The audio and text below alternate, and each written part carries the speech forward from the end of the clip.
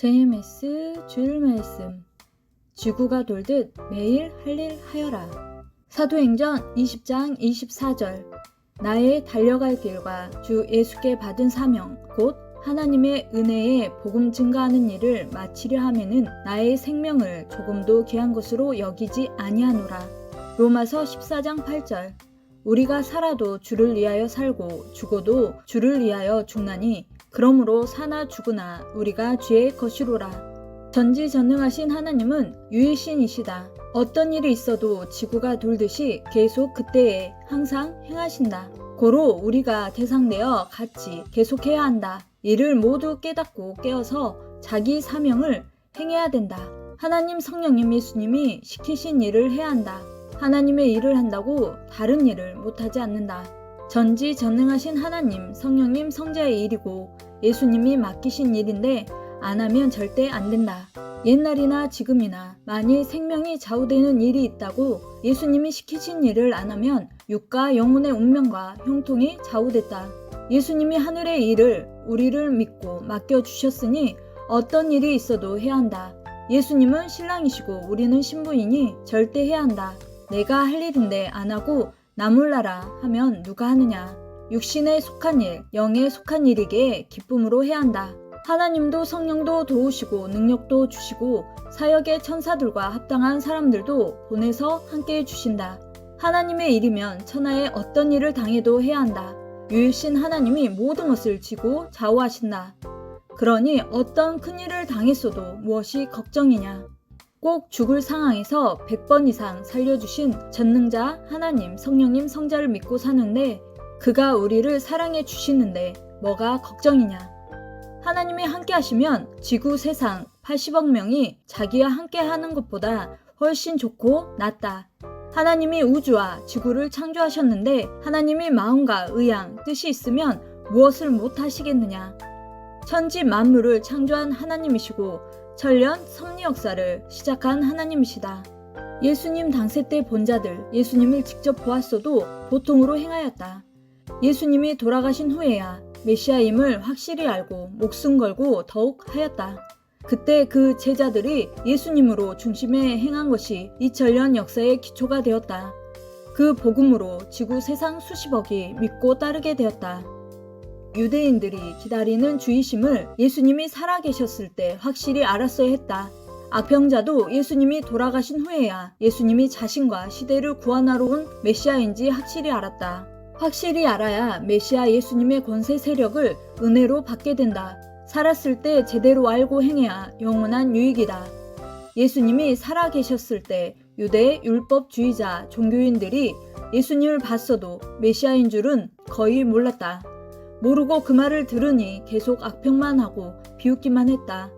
그렇게 시대가 예수님을 보고 잘못 판단하고 형벌했다. 하나님이 그 행한 대로 영원히 갚아주셨다. 그러해야 하나님이 할 일을 하시기 때문이다. 어느 시대나 하나님이 그 시대에 보낸 사명자를 완전히 알아야만 아는 만큼 믿고 행하는 만큼 은혜가 충만하다. 하나님과 성령도 역사하시어 능력이 나간다. 영생은 유일하신 하나님이 보낸 자를 아는 것이다. 하나님의 보낸 자를 제대로 아는 것이 최고 하나님의 일을 하는 것이다. 주를 아는 지식이 최고 좋은 성령의 열매다. 시대에 보낸 자를 아는 것과 모르는 것은 그 차이가 하늘과 땅 차이다. 눈을 뜨고 사는 자와 소경 삶의 차이다. 모든 삶의 차이가 그러하다. 일반 것은 아는 것 모르는 것이 별 차이 안 난다. 그러나 인생 운명을 좌우하는 영에 대해서 영원한 멸망을 받고 지옥으로 가서 영원히 사는 것에 대해서 지옥을 벗어나 영을 천국으로 가게 하는 하나님이 시대마다 보낸 자와 전능하신 하나님과 성령과 성자와 예수님에 대해 모르면 아는 것과의 차이가 눈뜬 자와 소경의 차이보다 비교할 수가 없이 크다. 하나님을 믿고 구원받아 영원히 하늘나라에 가서 사는 것을 알고 행하여 그 세계에 가는 것이 그 얼마나 크냐. 이것에 대해 소경들이 많다. 하나님을 제대로 아는 자가 신비한 지식, 지혜를 가진 자로서 사람으로서는 최고다. 영의 세계에 대해 아는 자들은 현재의 육의 앞날도 알게 된다. 연구하고 노력하면 모르는 것 안다. 호는 육의 행위를 그림자같이 반응을 보여 깨닫게 해준다.